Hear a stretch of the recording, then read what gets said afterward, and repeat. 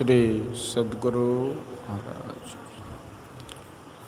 परमाराध्य सद्गुरु महाराज का प्रवचन महर्षि में ही सत्संग सुधा सागर से प्रवचन संख्या 235 अपवर्ग किसे कहते हैं। प्यारे धर्म प्रेमी गण, गोस्वामी तुलसीदास जी ने लिखा है कि संत पंथ अपवर्ग कर कामी भव कर पंथ कहीं संत कवि कोविद श्रुति पुराण सदग्रंथ। अपवर्ग कहते हैं मोक्ष, मुक्ति, छुटकारा को। संसार में हम लोग जितने हैं सभी बंधन में पड़े हैं। बंधन समझाने में कोई विशेष बात नहीं है, प्रत्येक को मालूम पड़ता है कि वह बंधन में है। शरीर बंधन है और संसार भी। शरीर में रहने से संसार में रहना होगा, संसार में रहकर उसके सुख दुख को भोगना पड़ेगा। न तो सुख में चैन है न दुख में। इंद्रियों से विषयों को ग्रहण कर अल्प सुख होता है, उसमें तृप्ति नहीं होती है, तृष्णा बढ़ती है, दुख होता है। शरीर के अंदर मन एक इंद्रिय है, यह बड़ा चंचल है, हमेशा विषयी होकर रहता है। मन इतना सूक्ष्म है कि उसे आंख से देख नहीं सकते। यह बहुत तेज है, हमारे अनेक जन्मों से हमारा साथी है। अनेक जन्मों के संस्कार लिए विषय वासना से भरा है। इसमें काम, क्रोध, लोभ, मोह आदि विकार होते ही रहते। विकारों के मारे कोई चैन नहीं पाता। संसार के लोग, चाहे वे राजा, राष्ट्रपति, सेनापति, विद्वान, धनवान व जंगल व कंगाल कोई हो, इन विकारों से सताए जाते हैं। ये सभी बंधन है। इन बंधनों से छूट जाने पर कैसा होगा, विचार कीजिए। कोई विकार उत्पन्न न हो तो कितना चैन होगा, विचारिए। निठाह नींद में आपको कोई विकार नहीं होता है। वहाँ एक ही दोष है कि अचेतता रहती है। जगने पर फिर विकार के चक्कर में पड़ते हैं। दर्जा वह भी होता है कि जहां विकार बिल्कुल नहीं होता है और सचेतता रहती है। जिसमें सचेतता रहती है और विकार नहीं, वह कितना अच्छा होगा। संतों ने कहा है कि इसी दर्जे में अपने को ले जाओ। यही है मोक्ष को प्राप्त करना, अपवर्ग को प्राप्त करना, छुटकारा पाना। विकारों का पता नहीं किंतु अचेतता रहती है, यह है गहरी नींद। किंतु यह क्षणिक है। संतों का रास्ता मोक्ष पाने का है। मनुष्य शरीरधारी जितने हैं सबके लिए यह बात है। बड़े विद्वान समझ सकते हैं कि जब विकार नहीं, सचेतता रहे और स्थायी रहे तो कितना अच्छा होगा। इसी को पाने वाले संत होते। इसी बात को समझा देने के लिए यह सत्संग है। संतों के संग का नाम सत्संग है। संत नहीं मिले तो संतवाणी का ही पाठ करें। इसलिए हम लोग संतवाणी का पाठ करते हैं। संतों में एक संत का जितना हम आदर करते हैं, दूसरे संत का भी उतना ही। संतों की वाणियों को पढ़कर उनको मिलाते हैं। उनमें निश्चल श्रद्धा होती है। उनके अनुकूल आचरण करने का यत्न हम लोग करते हैं। इसलिए अभी आपने देखा कि हम लोग वेद का भी, उपनिषद का भी, गीता का भी और संतवाणी का भी पाठ करते हैं। जो लोग सांप्रदायिक भाव को रखते हैं वे समझते नहीं हैं। वे कहते हैं कि एक संत की वाणी नहीं पढ़कर अनेक संतों की वाणी क्यों पढ़ते हैं, क्यों पढ़ते हैं। हम लोग सभी संतों का आदर करते हैं, उनकी वाणियों को समझते हैं, उनको अच्छी तरह सुनते हैं कि उन पर आचरण किया जाए। जो पंचायती से दृढ़ हो वह बात पक्की होती है। आज संसार में पंचायत राज्य है, अंग्रेज का देश है, वहाँ राजा रानी मौके मौके से होते हैं, लेकिन केवल नाम की पंचायत होती है।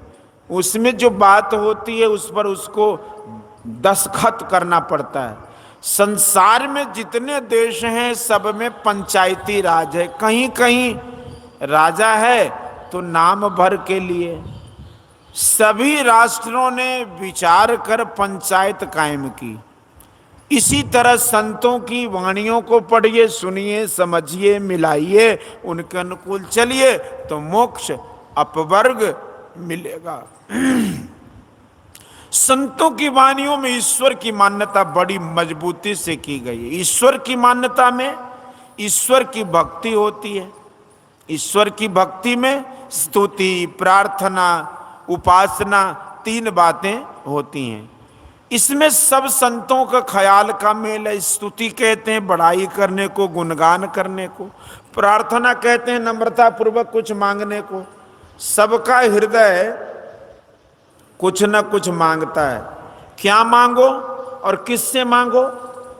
जो बात विशेष लाभ फलदायक हो वह मांगो, और जो सब कुछ दे सके उनसे मांगो। दूसरे से मांग कर क्या करोगे? गोस्वामी तुलसीदास जी ने कहा कि देव धनुज मुनि नाग मनुज सब माया विवश विचारे, तिनके हाथ दास तुलसी प्रभु कहा अपन पोहारे। ईश्वर में सर्व शक्ति है। जिसने सारी सृष्टि को साजा है, सृष्टि नहीं थी उसने सृष्टि की। कितनी बड़ी शक्ति उसमें है, इसलिए उस ईश्वर से मांगो। एक राजा था जिसको 2 रानियां थीं। विदेश जाते समय राजा ने उन दोनों रानियों से पूछा आप लोगों के लिए क्या लावें? एक रानी ने बहुत सा सामान लाने को कहा और दूसरी रानी ने कहा कि आप विदेश से कुशल पूर्वक मेरे यहाँ लौट आवें। विदेश से लौटने पर पहली रानी को उसके कहे अनुसार सामान देकर राजा स्वयं अपनी दूसरी रानी के महल में चला गया और वहीं रहने लगा। अब राजा की सारी संपत्ति इसी रानी की हो गई। इसी तरह ईश्वर से ईश्वर को ही मांगो कि हे ईश्वर, आपको हम पावें। जिस रास्ते से चलकर हम आप तक पहुंचे वह रास्ता कोई बतावे। रास्ते में चलते हुए जो अनुभूति होनी चाहिए हो, यह कोई भी नहीं दे सकता, एक ईश्वर ही दे सकता। इसलिए ईश्वर से ही मांगो। जहां जाकर कोई विकार नहीं रहता, जहां जाकर संसार के सभी भुलावे खत्म हो जाए, वही मांगो। हम लोग जो विनती करते हैं उसमें यही बात रहती है। विनय, विनती, प्रार्थना एक ही बात है। उपासना उस साधन के करने को कहते हैं जिससे ईश्वर तक पहुंचा जाता है। उसके लिए 2 ही बातें हैं, जप और ध्यान। संतों ने बहुत बात नहीं बताई। जप करो और ध्यान करो। इसका यत्न इसके अच्छे जानकार से जानो जो ईश्वर के राज्य में रहते हैं और ईश्वर की स्तुति नहीं करते और ईश्वर के दिए हुए भोग को भोगते हैं, वे कृतज्ञ हैं। कृतज्ञ को आत्महत्या का पाप लगता है। गोस्वामी तुलसीदास जी ने कहा कि आत्महन गति जाए। इसलिए ईश्वर की स्तुति अवश्य करो। हम लोग ईश्वर को नहीं जानते। यदि ईश्वर संत को प्रकट नहीं करते, ईश्वर का ज्ञान संत लोग देते हैं, इसलिए संत की भी स्तुति करो। संतों में ही कोई गुरु होते हैं। गुरु का दर्जा बहुत बड़ा होता है। वे रास्ता बताते हैं, युक्ति बताते हैं, हमारे सुख की चिंता करते हैं। इसलिए गुरु की भी स्तुति अवश्य करो। हम लोग तीनों की स्तुतियां करते हैं, साथ ही साथ धर्म की परिभाषा, उसका सिद्धांत जानो। जो सिद्धांत और परिभाषा नहीं जानता है उसने धर्म ग्रंथों का ठीक ठीक अवलोकन नहीं किया है और न सच्चे और योग्य गुरु को पाया है। इसलिए धर्म की परिभाषा और उसका सिद्धांत भी जानो। जोर जोर से इसलिए पढ़ते हैं कि जो लिखे पढ़े नहीं है वे सुन सुनकर याद कर लेंगे।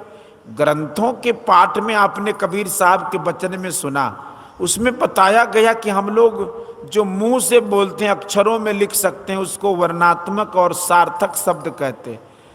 शब्द दूसरे प्रकार का भी होता है, उसको मुंह से नहीं बोल सकते, लेकिन वह बहुत काम का है। व्याकरण के ज्ञाता लोग उसको निरर्थक शब्द कहते, लेकिन निरर्थक का अर्थ बेकाम नहीं, अर्थविहीन ध्वनि वर्णात्मक और ध्वन्यात्मक दोनों प्रकार के शब्दों में ईश्वर के नाम हैं। वर्णात्मक में बहुत शब्द हैं, उनमें से कोई एक शब्द लेकर जपो, और ध्वन्यात्मक शब्द जितने हैं उन सबको ग्रहण करो जो साधन पथ में आवे। मुंह से उतने शब्दों का जप नहीं हो सकता। ऋषियों ने जिसको नादानुसंधान कहा, आज के संत लोग उसको नाम भजन व सुरत शब्द योग कहते हैं। सगुण शब्द बहुत हैं, लेकिन निर्गुण शब्द एक ही एक है। यह एक शब्द ऐसा है कि ईश्वर का दर्शन करा देता है। इसी को आदि नाम कहते हैं। आदि नाम पारस अहे मन है मैला लोह, परसत ही कंचन भया छूटा बंधन मोह। वर्णात्मक शब्द का जप करो और ध्वन्यात्मक का ध्यान करो।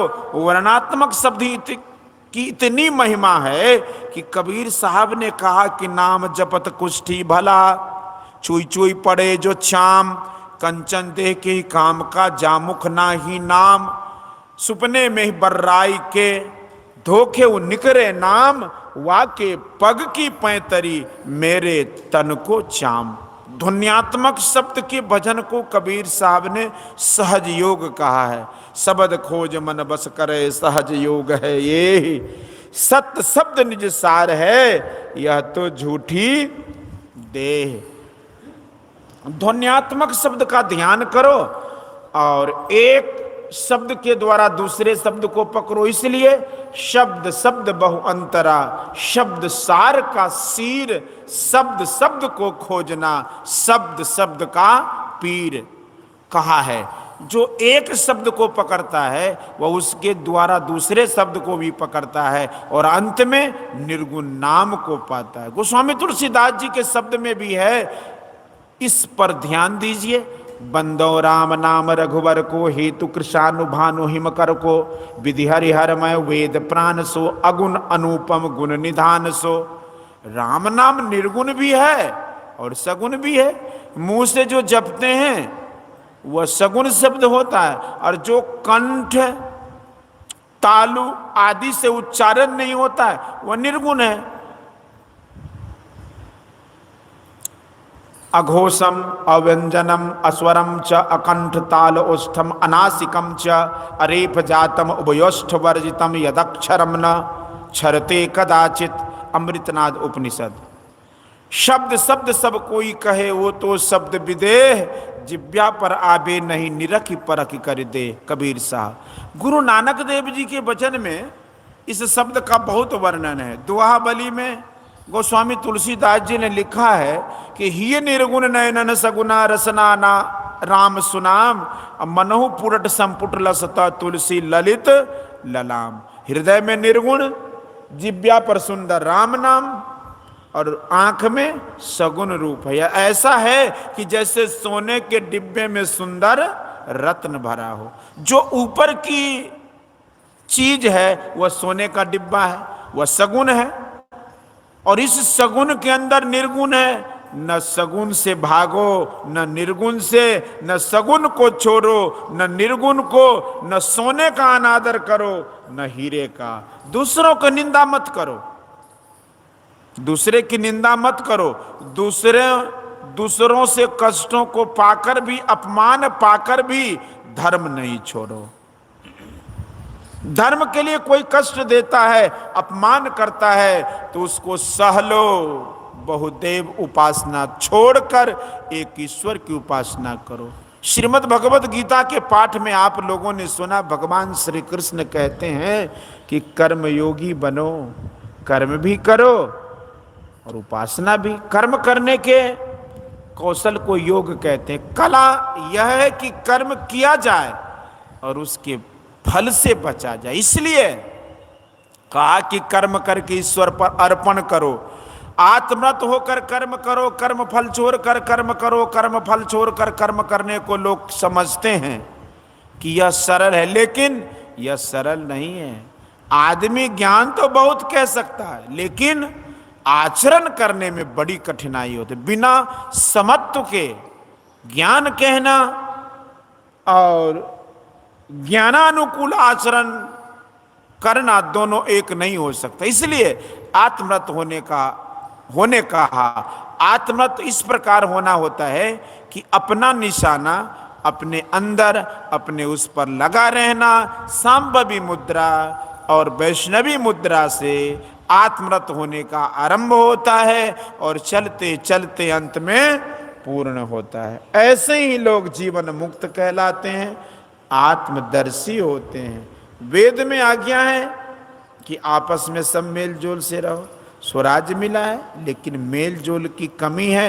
एक साथ बैठकर सत्संग करते हैं, यह मिलजुल कर उपासना है। दूर दूर के लोग आकर मिलते हैं, सत्संग ध्यान करते हैं।